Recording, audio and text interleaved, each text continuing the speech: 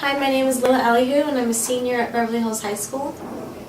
My name is George Bishop and I'm very senior, but my story started when I was a senior in my high school in 1944. So can you tell me about your childhood and where you grew up?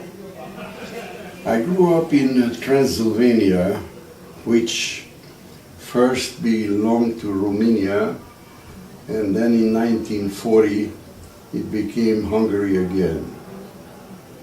I had a very happy childhood. The family name was Bishitz. I have a sister who lives in Israel, who, by the way, is a well-known animalist who did work around the world, Vera Ronen, and she's also represented in the Skirball Museum here in Los Angeles. We went to school. We lived in a beautiful city called Kolozsvár or Cluj. Had a lot of fun. We're happy, learned piano, learned accordion, went to dancing school, learned languages, did a lot of sports, whatever else. And in 1940, the Hungarians took this part of Transylvania, and all sorts of anti-Jewish laws were introduced. The first among them was that all Jewish kids were thrown out of the 8 high schools, universities, all the schools.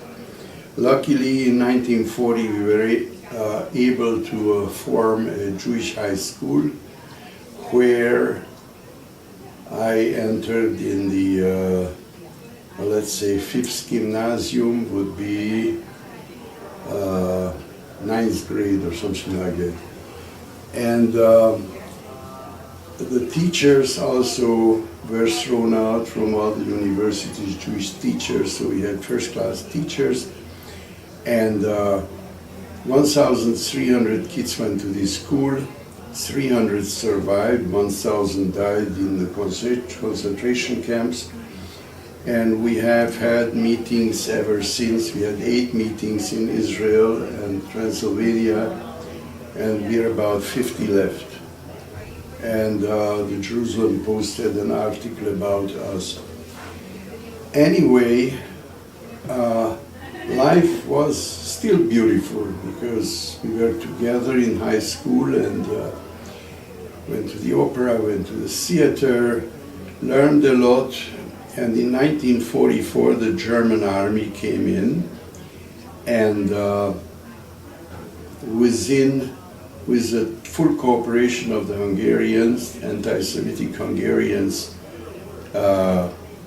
we were requested to put on a yellow star, and this is what a yellow star looked like, that we had to wear on our chest, this one or this one here, and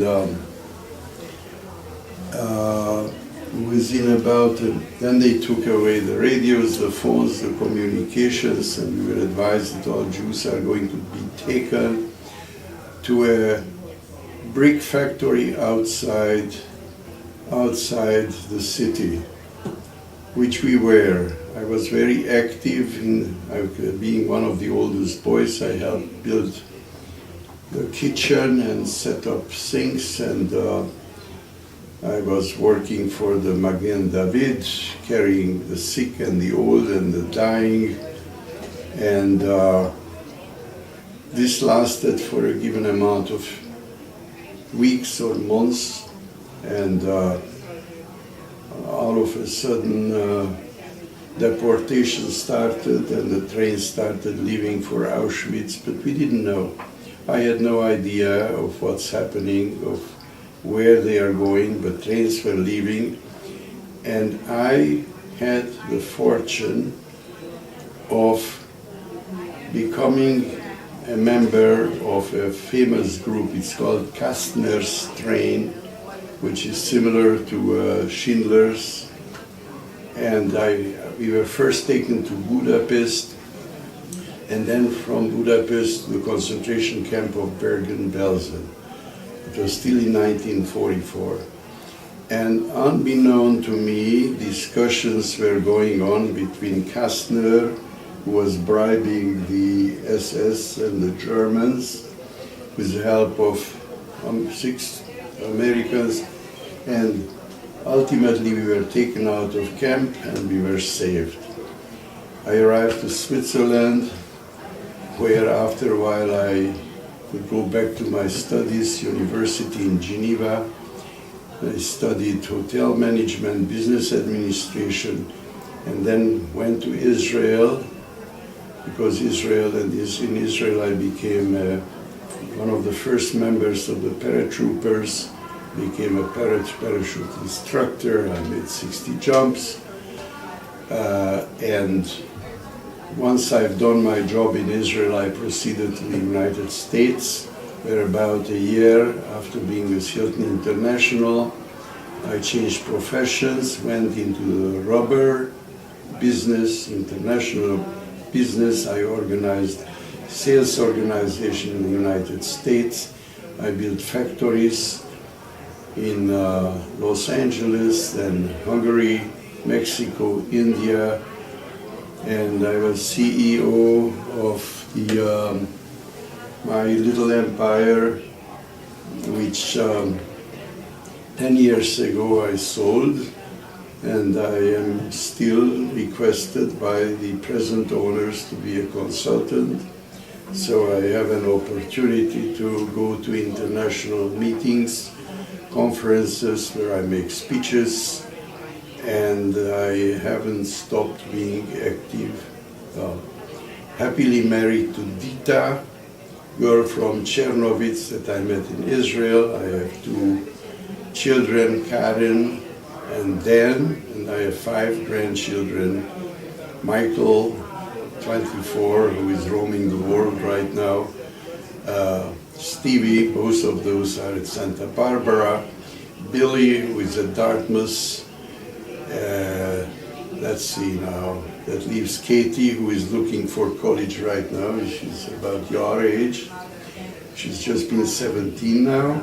And Lizzie, the little impish little Lizzie, who is 11.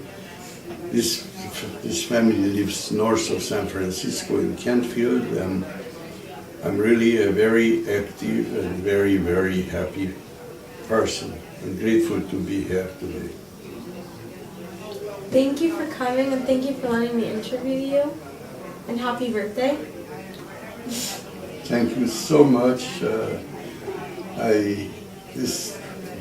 This for me is the best birthday present I can imagine, because the truth is that very few of us are left, and unless you young people carry on the flag, as one says, the Holocaust has many enemies, many deniers, and we have to counteract it. We have to fight for it to make people understand that it can happen anywhere.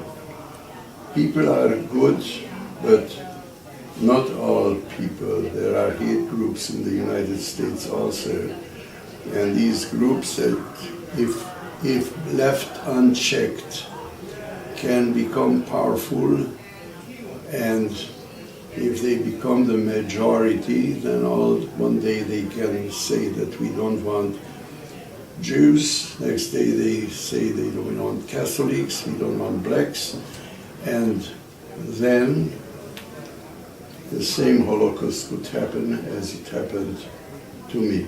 But I'm fortunate.